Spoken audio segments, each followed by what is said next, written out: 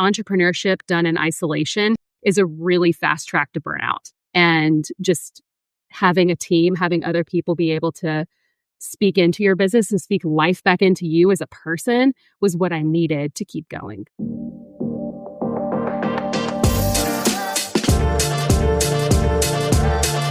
Welcome back. Today on Smart Girl Summer, I'm joined by Anna Graham, the founder of Homzie Designs and one of my incredible coaching clients. We're talking about how she turned a great idea into a thriving business, what it's really like to work with a business coach, and the social media strategies that are driving results right now. I do tell a story with Anna about one of our coaching client trips where we were at Disney World. We were at Hollywood Studios. I get so many questions all the time about taking my clients to Disney. So it'll be fun to give you a little behind the scenes of what those trips are like. Now, if you've ever dreamed of building something meaningful and doing it the smart way, I do think you're going to love this conversation with Anna. Okay, let's talk to my friend and my client, Anna.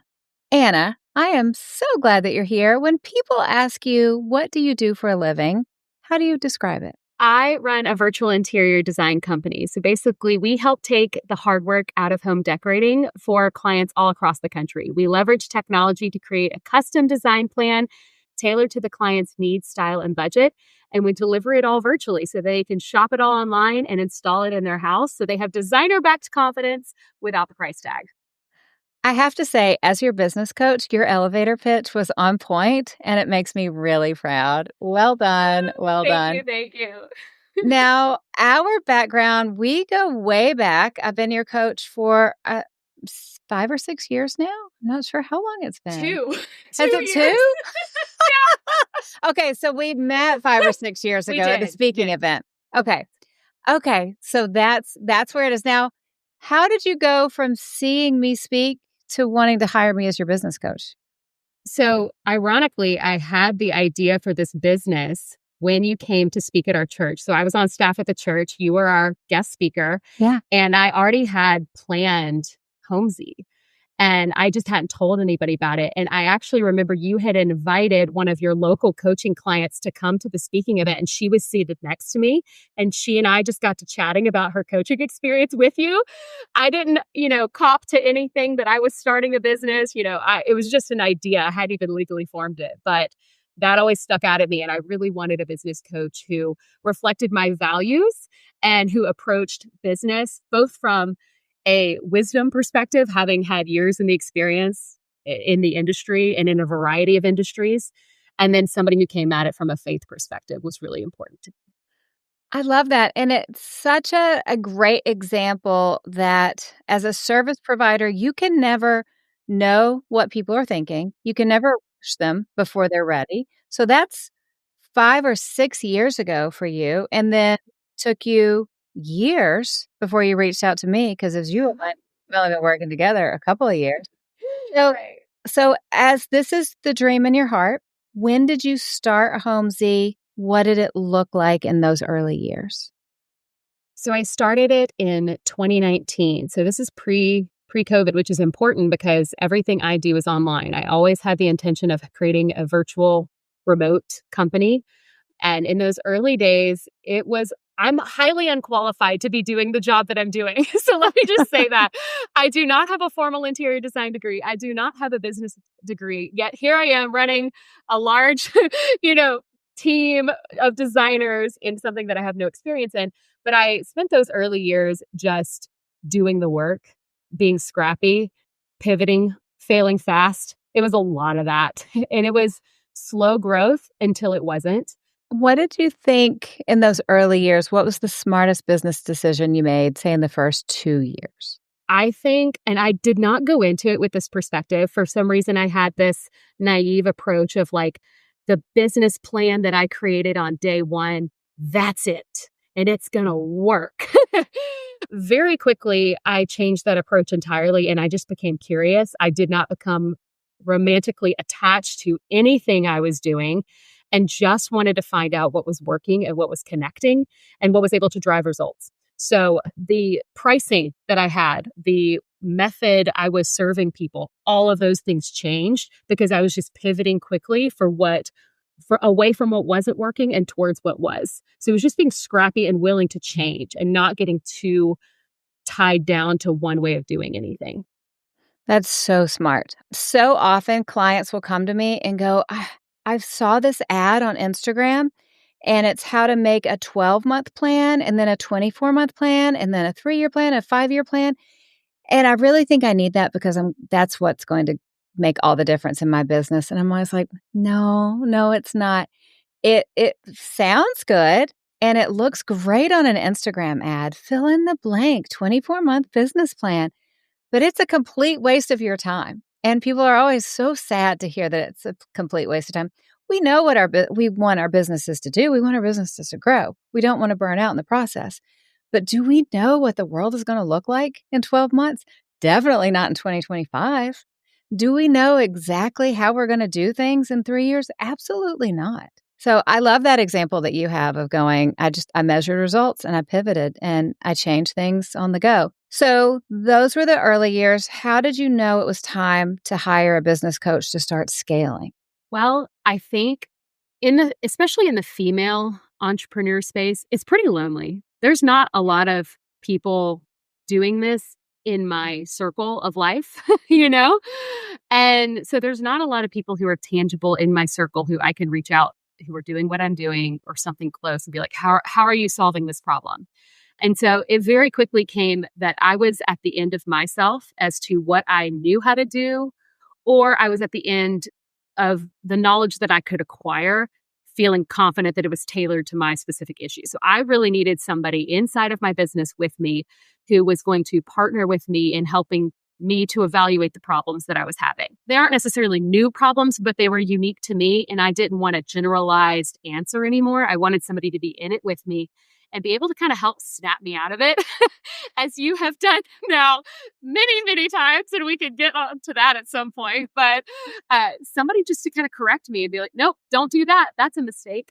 In fact, I think I remember right when you and I had started working, I made one of the biggest mistakes that I have made in my 6 years, which was hiring somebody full-time that I could not afford. At the same time, I had just brought on 5 designers. Projects are not coming in because I had stopped doing the one thing that was making me money. And I'm just watching money month after month drain from my bank account. And you finally were just like, cut it. You can't afford it. You have to cut this person. You have to start smaller. And then the relief and the anxiety at the same time that I have felt in that decision was a lot, but it was exactly what I needed to hear from somebody, because if not, I probably would have had too much pride in trying to fix it, or just feeling like having an employee at this level makes me feel like I'm important and special. I was like, that's great, but you're about to not have a business anyway. You can't afford them. So you very quickly snapped me out of that. And then since then, I think we've been making much smarter decisions that have just alleviated a lot of stress and allowed me to grow. It's an interesting thing to be a business coach and to start working with someone before you get to know them well and to have to deliver really hard information of, hey, this is actually really bad. I need you to fix this right now, because that's really where the rubber meets the road. And you figure out, is this person teachable? Is this person willing to be flexible and pivot, or are they going to dig their heels in and go, this person doesn't know what they're talking about? So you passed with flying colors. Well done, well done. I was pretty desperate, and I respect you. And I was like, please, I need somebody to give me advice who's not in their 20s or 30s, somebody with some actual life experience. Tell me what to do and I'll do it. Now, I think it would be good to tell the burn it all down story, because so many business owners have been there. So kind of let me paint the picture. This is a little over a year ago, maybe a year when this comes out, year and 3 or 4 months. I take some of my clients to Orlando twice a year. You were on a Disney trip. So you came, and the whole time you're like, I just don't know if I'm going to do it anymore. I'm about to get married. I kind of feel like burning it all down. This is me telling the story. You can tell the story. I remember sitting there the whole time going, she wants answers. She wants to know for sure this is going to work. If I can just get her to stay in the game, she's going to be great. And so I remember sitting, we were at Hollywood Studios, and we're on, I think it's Sunset Boulevard, on the shadow of the Tower of Terror. I'm sitting across the street with some of the girls. You're on the other side of the street with some of the girls, and you had on a raincoat. I'll never forget it. And I remember thinking, I just got to keep her in the game. If I keep her in the game, she's going to be fine, because you really wanted to burn it all down. So talk about what got you there and how you felt in that moment, because I think so many women are going to resonate with that. To be fully honest, I feel like I want to burn it down once a year. And I think you have said this to me too. But if you don't feel like you want to burn it down every now and then, you're probably not pushing hard enough. I got to the point where the kind of romance that I had with my business, the things that were keeping me mentally engaged, weren't there in that season. I obviously had other things going on. I was about to get engaged, and all these exciting things are happening in my life and my business. Just the thing that I had devoted so much time and energy to just like really wasn't doing it for me. And so I was like, well, maybe this is the end and we just move on. But honestly, it really was. It was through that trip and some of the women, your fellow coaching clients, just getting to chat with them, hearing some of their different experiences. It reinvigorated something in me. And one of the things that I think that happened right before this whole burn it all down experience was I had a huge opportunity come up. Yeah, if you you remember did. this, Mhm. we were talking about doing, venture capital backing for basically Homzie 2.0, which would have potentially blown up, a lot of risk, a lot of reward. And you and I had several calls with going over this information, and I had decided to turn it all down and to not take that opportunity. And I really wrestled with, did I just make the biggest mistake of my career? And you pointed out to me something in that time. You're like, people like you who do work the way that you do, a lot of people get once in a lifetime opportunities. She's like, you're not one of those people. You're going to get another opportunity like this. That's going to be the right opportunity. And you're going to know it's the right opportunity. And that gave me a lot of confidence in that moment to be like, okay, I just turned out what could be, my name in lights and all this money and whatever. And I'm so glad that I did, though. I'm so glad that I turned that down. And even though we had to go through that slump of kind of being lost, because that was going to be the direction, that was going to be the answer. During that time, because I stayed in the game, my company has doubled, and it has doubled again just because I stayed in the game. Now, not going to lie, a couple weeks ago, I flipped a coin. I was still like, do I stay in? Do I burn it all down? I still have these existential moments of like, is this worth it? Is it not? But the ability to retool the business and to just step back at a team event and look at it with fresh eyes was what I needed. And I think entrepreneurship done in isolation is a really fast track to burnout. And just having a team, having other people be able to speak into your business and speak life back into you as a person was what I needed to keep going. Oh, I love it. We do miss you on the trips. We're giving you a honeymoon period. We hope to get you back at Disney in spring. We're just Yes. plant that seed now. I was having major FOMO while y'all were there. Oh my gosh, major FOMO. Oh, I love it. Okay, so let's move into one of the things that you're doing so well. You have figured out how to scale through social media. I think so many people are stuck on social media. They're frozen. They tell themselves they don't like it. They go, oh, I've tried X, Y, and Z and it didn't work for me. Forget it. Talk about the growth that you've seen a year from now to now on social media and what you did to achieve that. It hasn't even been a year. It's been about 6 months. We have grown over 100,000 followers. And my company was largely doing great at about 20,000 followers, which took 6 years to build, mind you. Yeah. 6 years of hard work, showing up, consistency. That's as far as I was able to get. And then I made a few key changes. And now we're sitting, I think, at like 130 something thousand followers as of today. And the numbers do not tell the whole story, but they definitely indicate that we're hitting who we want to be talking to and that they're responding. Somehow the message is getting through. And so one of the things, it's very obvious now, it sounds obvious, is I pivoted from trying to show off my product, trying to show off my service and what we do, and just started trying to serve people and answer their questions and be a resource. And through being a resource, creating helpful reels that I tackle micro subjects. And some of them are sassy. Like the reel, I created a whole series out of it because it went viral once. And so I was like, well, it worked once. Can it work again? And I kept doing it. And to this day, It goes viral almost every time. I posted one last week. It has almost 1 million views. And it took me about 20 minutes to make the entire thing. And that's me being fancy and editing it. Is this the decorating mistakes one? This is, decorating mistakes that cheapen your home. Cheapen your home. I learned from the original that went viral that my sectional is definitely, the way I have it laid out is cheapening my home. We do need to know. So, I mean, it matters. And so it makes sense with that system that you have. Decorating mistakes that cheapen your home. Who doesn't want to watch that and make sure that it's not a problem? But I like how you've been smart. You follow the policy. We talk about it all the time. Figure out what works, do more of it. Figure out what doesn't work and do less of it. It really is that simple, Allie. Yeah. And it took me an embarrassing amount of time to realize that.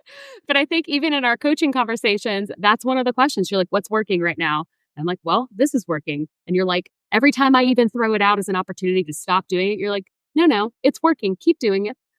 Like, let's not be dumb. Like, just do what works. Yeah. My rule of thumb is you can't go broke making money. So let's keep going in that direction. Okay, let's talk practicalities of social media. Give us some of your best tips. If someone is figuring out how to scale on social, what does she need to know about Instagram right now? Is it trending reel types? Is it trending audio? How does she even get started in all of this? The best advice that I got was to go research, use the little search tab inside of Instagram and go research your niche. So for what I was trying to talk about was interior design tips. So I searched interior design tips. And this is content that whether Instagram themselves has categorized this, somebody has used those words in the reel or in the caption, or it's been hashtagged as that. It is now creating a whole list of this is everything interior design tips related. I'm looking at what's gone viral, and I'm looking at whether it's visual cues, text cues like the cheapening your home. I had seen that the word cheapening your home, for some reason, that was striking a chord. Good, bad, or ugly. Yeah. People don't like that idea. In the same way, I took the flip concept of that and I said, I think it's like how to make your home look more expensive. I just started that series. It too is going viral because it's the flip. It's the inverse of that. And I just saw another video that had that same similar caption. And so it's recognizing what the algorithm already likes and doing more of it, putting your own unique spin on it, but taking what's already worked and doing more. Instagram definitely likes shorter content, but you can be successful with long form too. I've had both work. And it's just about kind of tweaking it to your audience and testing it. Everybody's audience based off what they're selling is different. Yeah. And I think what would slow people down there, the bottleneck mentally would be, well, it's already been done, so why should I do it? And you mentioned you put your own unique spin to it, but also you're seeing things that are popular. They are already popular. And then when you do it, it goes just as popular. I think that's something that people need to hear because it's very counterintuitive. You wouldn't think it would work that way. You'd be like, oh, it's been done. It's too late for me. But you're proving that that's not the case. Absolutely. What it's showing us is like whatever it is that makes content viral, it's universal. And so if it went viral for them, largely, if you can produce something similar, you have a really good chance of it going viral as well. There's nuance to that, but largely, if you're going to say, I have 1 hour this week to create a reel, that is where your time is best spent. Gotcha. That's fascinating. Now, as of right now, we're recording end of April. This is going to go live in summer, of course, for Smart Girl Summer. Right now, carousels are the big push. What's your take on the carousel moment that we're having right now? They're not working for me personally. I've tried so many things, and a lot of that could be the type of content. Rooms are set up horizontally, so they visually do not show up well in carousel type posts, just simply because of the shape. And they typically are going to have to be more text heavy, and my audience doesn't want to read text. They like pretty visuals because I'm an interior designer. So for me personally, those aren't working. Reels, 9 seconds or less, that's what working. And so that's 9 seconds. 9 seconds or less. Yes. 7 is the sweet spot. This is fascinating. So for me as a content consumer, if it is a reel that's like, great title, read in the caption for more below, I'm really annoyed because it is hard for me to open up that stupid caption because it always ends up in their profile page. I want a long reel, but that is not what the algorithm wants, correct? Exactly. And they want not just a read caption for more hook to go to the caption. Say, here's the secret. I'm spilling the secret. Here's the formula, free download. Like, do some sort of additional hook to get them into the caption. Make sure it's clear that that's where the value is. Okay, that's a really good tip. Do you see Instagram advice that you've tried and you're like, I don't know why people give this advice. It hasn't worked for me at all. A lot of people are grasping at straws, and it's really easy to get onto trends and different things. One thing that's not worked for me is anything related to memes. People who use CapCut and other thing will take memes and implement them in their content. I also just don't think that works for my brand. So I think you have to also evaluate, does what's trending and what's working for some people, does it match my brand voice? Does it match my brand quality? For me, that would cheapen it. We're not the highest end service, but we're not cheap either. And so I think producing something that kind of has like a little bit too kitschy of a flair to it would maybe make us seem less legitimate. Yeah, that absolutely makes sense. It's kind of like the ChatGPT making yourself into a Barbie thing that went around. Oh, but I wanted to do that so bad. I did put one on my story only to show everyone how ridiculous the face looked. But as a business coach, and I'm all for having fun. I mean, we ride roller coasters together. Yeah. But there's some level of brevity that you still need to have as a business coach. You're never going to see me dancing on a reel, no matter how much traffic that I want. So, now that we have you here, I'm going to ask a couple of questions.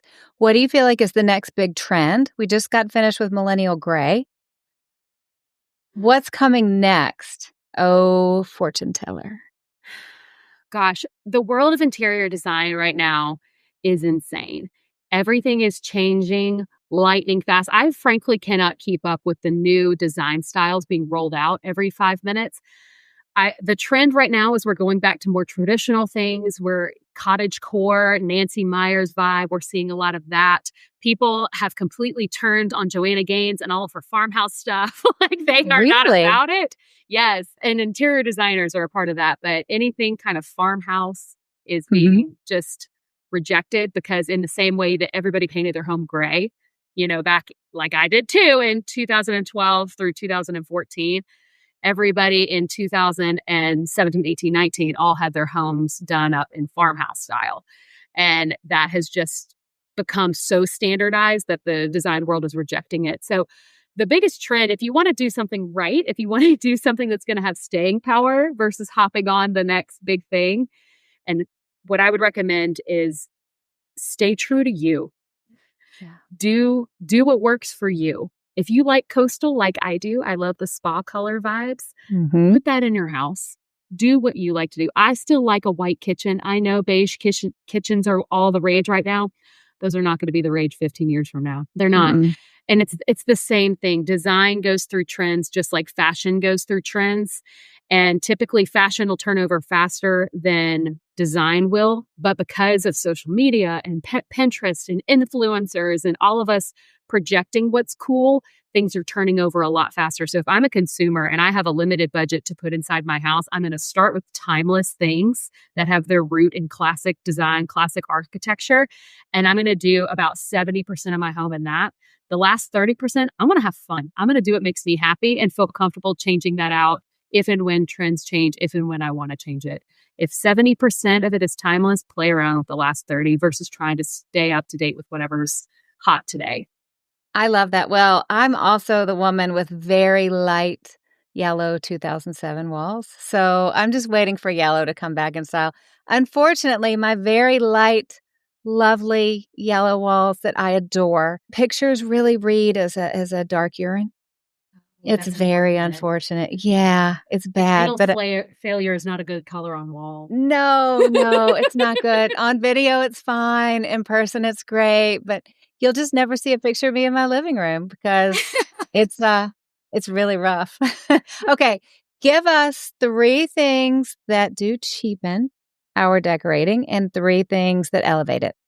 For me, the top 3 things that are always going to cheapen your home is Number one, disproportion. I see Mhm. people who buy way too big of sofas and way too small of art. Get those two things figured out, and immediately your home is going to look better than 90% of them. Typically, sectionals, always people buy them too big sofas. And then art, most people take their art and they try to place it above their heads. You want the middle of your art to be eye level, so about 60 inches off the floor. You're doing better than 90% of people. Flip that. Let's give you a positive. One of the things that I think is really going to make your home look and feel more expensive is scent. This is something I haven't talked a lot about, but when you go into a hotel, you go into a place, they want you to have an experience. And so giving your home a signature scent is a great way to make your home feel more expensive. And I know it's so small, but it really is a great way. So when you come into my home, you're going to smell my lemony, clean candle the second you walk in. And I want you to come in and that smell remind you of being at my home. Another thing that cheapens your home is really kind of cliche design things. So like word signs or having gallery walls that are too large or just cluttered and messy. We see a lot too of people using too small of decor to Mm. style a bookshelf or a coffee table. And the reason people, I'm not looking. I'm not looking. And the reason people do it is because that's what's available. So if I go to Yeah. Target, if I go to, any kind of local store, typically the decor you're going to find is intended for very small spaces. It's not intended for styling bookshelves and things like that. So my biggest advice is upsize your styling and have less items. That is going to massively make your home look more expensive and less cheap too. Oh, I love it. This is so great. Well done. Well done with these tips on the fly. Okay, ready for some fun questions? Let's do it. Okay, what about a favorite skincare cosmetic? Okay, Alimus. I think that's how you say it. It's the cleansing balm on your face that you clean your face with every night. It smells amazing. It pulls my makeup off my face. I have rosacea, so I have to put pretty thick makeup on to cover up the red. And at the end of the night, if I can be totally straight with you, I didn't start a skincare routine until I turned 30. Like, did not wash my face at night, did not take off my makeup. Shameful. And so this Alimus stuff, it smells amazing, pulls all my makeup off, makes my skin really soft. And it's like a treat now when I get to take my Oh, makeup off at the end of the day. I Just love a cleansing that. balm.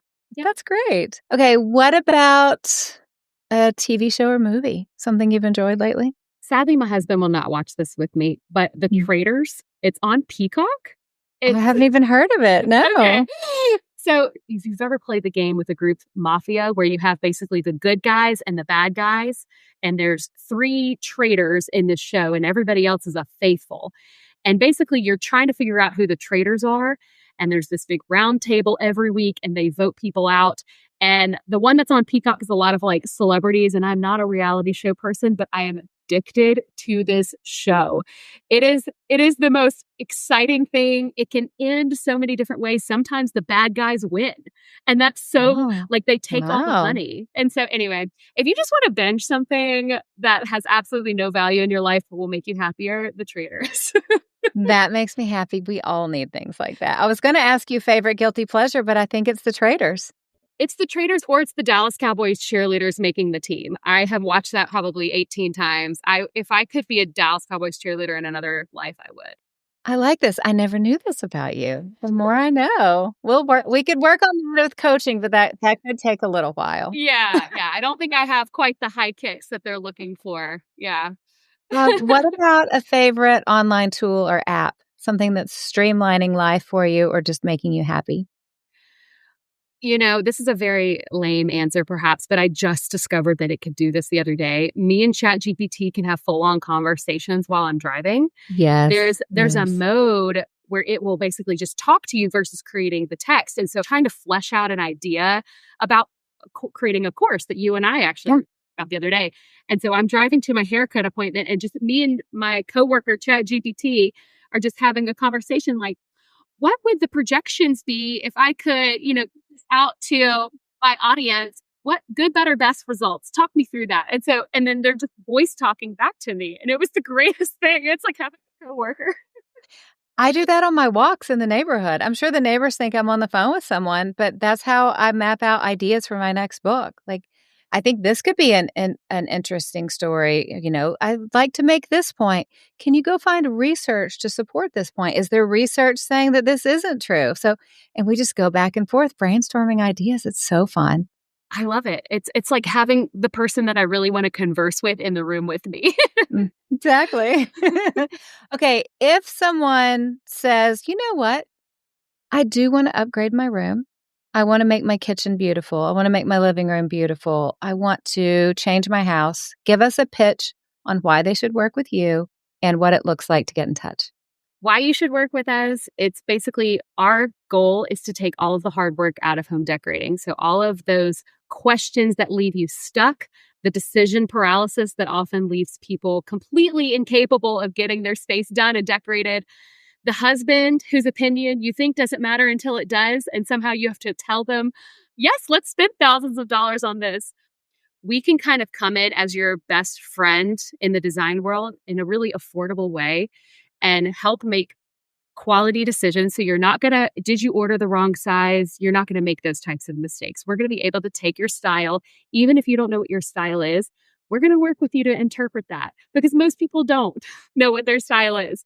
And we're going to create a plan that's going to fit your needs, your style, and your budget. And then we're going to give it back to you to shop and to execute because a lot of the issues that people have when working with designers is they feel this pressure. There's someone in my house making me buy stuff and I maybe don't even like it. This process that we have created takes all of those pressure points that are traditionally a part of the in-person design experience and eliminates them, making it easy. You can do it on your own time. Nobody's coming over to your house. You don't feel the pressure, but at the end of the day, you still end up with the same results for less money. So for me, it's a no-brainer. We're truly trying to change the way people prefer to decorate their home. So if somebody wanted to work with us, they just need to book a discovery call with me. That's the best way to get started. I chat with all of our clients one-on-one in a 20-minute Zoom discovery call. I look at your space and kind of help you evaluate which one of our flat rate design packages is the best one to start with. And then we give you the opportunity to work with us, fill out a questionnaire, tell us about your measurements, send photos, share some inspiration images. We'll get you matched with one of a designer. And in just a few short weeks, you're going to have everything you need to start putting your design plan together. I love it. Okay, give us Instagram handle and URL. So Instagram, it is at Homzie Designs. That's HOMZIE Designs. And then the website is the same, homziedesigns.com. Awesome. Well, Anna Graham, I'm so proud of you. Well done on all you've achieved in the past, I will say 5 years, even though apparently we've only been working together 2 years. Okay. I think you're amazing. Congratulations, friend. Thank you. Appreciate it so much. Love you. Love you, friend. How great was she? I am crazy about her. I'm crazy about her business. I love working with her, even though it's only 2 years and not 5 years.